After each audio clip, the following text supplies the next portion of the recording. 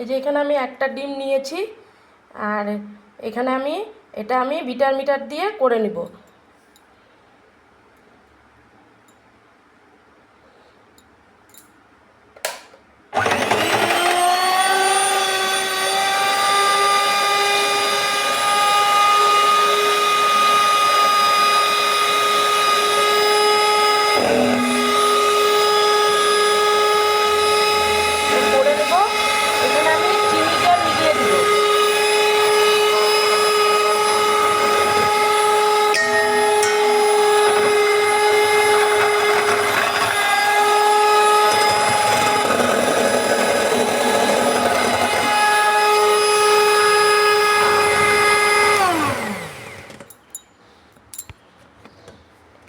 এখানে আমি চিনিটা মিলিয়ে দেবো এর সঙ্গে।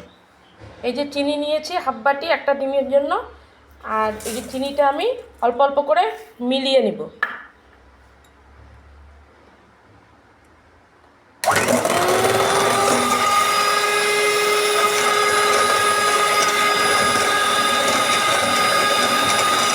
এটা আমি করে দেখাচ্ছি।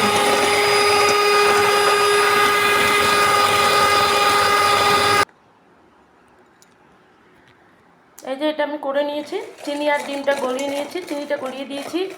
এখন আমি এর মধ্যে সেঁকে নেব। এই যে এক বাটি ময়দা,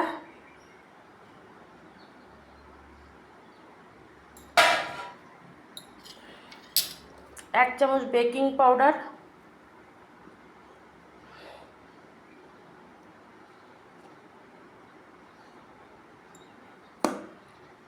এক চৌথাই সোডা, আর অল্প লবণ দিয়ে আমি এটা চেলে নিব। এইভাবে নিয়ে আমি করে দেখাচ্ছি। এখন এর মধ্যে আমি দিয়ে দেব দুধ, হিসাব করে দুধ দিয়ে আমি এটা করে নেব।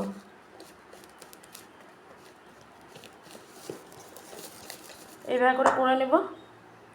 দুধটা দিয়ে সম্পূর্ণ দুধ একবারে দিব না, এইভাবে আমি করে নেব। এখানে দিব আমি লেবু চিপে, ডিমের গন্ধটা নষ্ট হয়ে যায়, ওই জন্য লেবুটা চিপে দিব।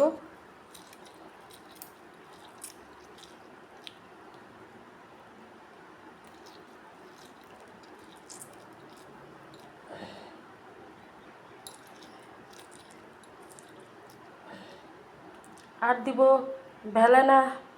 ভ্যানিলা এসেন্স এক চামচ এর মধ্যে দিয়ে দিব। আর দিয়ে দিব অল্প সাদা তেল।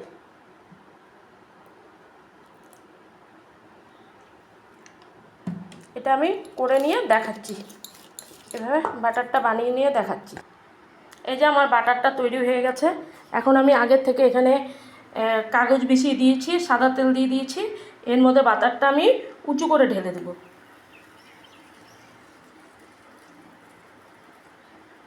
ঢেলে আমি দেখাচ্ছি।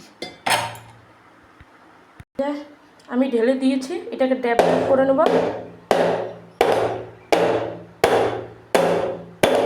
তাতে কোনো এয়ার থেকে বের হয়ে যাবে। এর উপর দিয়ে আমি টুটি ফুটি দিয়ে দেব।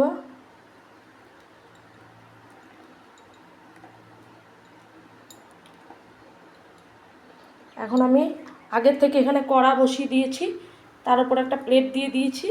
এখন এর উপর আমি বসিয়ে দেব। এটা এইভাবে দিব। এখন আমি ঢাকা দিয়ে দিব। এটা হতে দিব 40 মিনিট, কম আঁচে হতে দিব 40 মিনিট। তারপর আমি দেখা। এই যে কেকটা আমার হয়ে গেছে 40 মিনিট। এখন খুলে দেখি হয়েছে কিনা। এই যে দেখুন খুলে উঠেছে। এখন দেখি হয়েছে কিনা।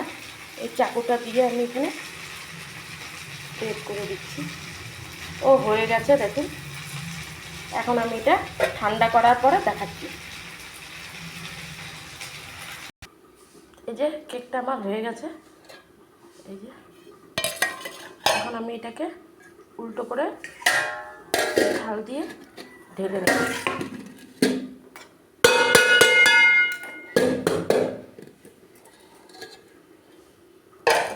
কেকটা হয়ে গেছে।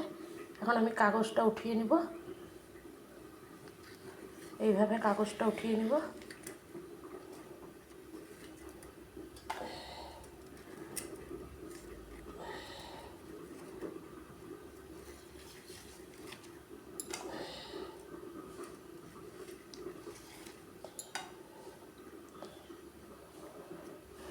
কাগজটা উঠিয়ে নেব। এই যে আমার কেকটা হয়ে গেছে, দেখুন কতটা স্পঞ্জি হয়েছে।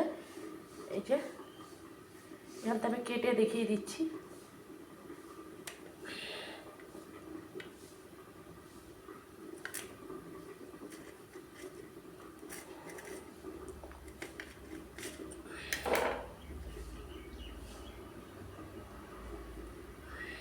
এই যে দেখুন, এই যে আমার কেকটা হয়ে গেছে, আমার কেকটা কমপ্লিট হয়ে গেছে এইভাবে।